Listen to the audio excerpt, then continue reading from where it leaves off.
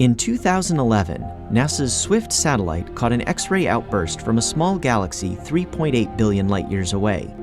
Within a couple of days, researchers realized they were witnessing the aftermath of a tidal disruption event, a star ripped apart by the monster black hole at the galaxy's center.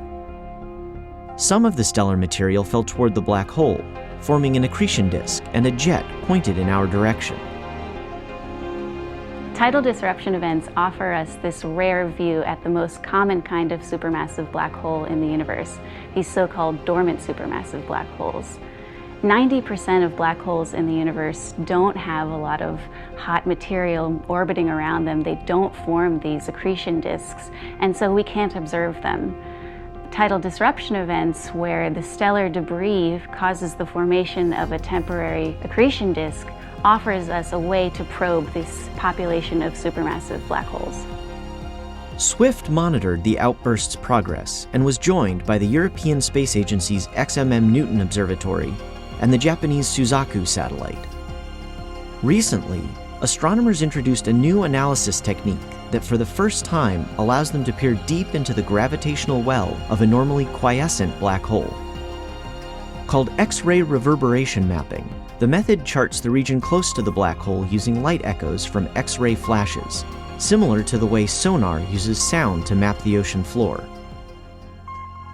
X-ray reverberation mapping has been very successful at probing the accretion flow in well-established accretion disk structures, but had never been used to look at tidal disruption events. My collaborator at the University of Maryland and I were having lunch one day, and she says, "Has anyone ever looked at tidal disruption events with X-ray reverberation mapping?" That night, I stayed late at the office and just tried it out on this data from Swift J1644, and much to my surprise, the result was amazing, and I could see that we were looking at the structure of the inner accretion flow around a normally dormant black hole for the first time. It's not like a normal accretion flow in an active galaxy that's a flat disk. This is something that is extremely puffy, very turbulent, and we are measuring flashes of X-ray emission deep within this newly formed accretion disk.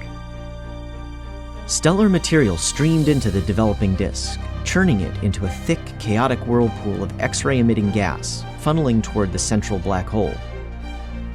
Deep inside this cavity, multiple X-ray flares erupted, providing a flash that echoed throughout the region. Previously, astronomers had thought that the X-ray emission is coming from far out in a jet. But what we're finding with these observations is that the X-ray emission is coming from flares very close to the supermassive black hole. And we can use these observations to probe properties of the black hole itself.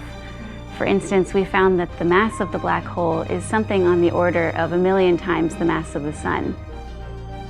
The first observations of X-ray reverberations from deep inside an accretion disk are providing new insights into a rarely observed class of black holes.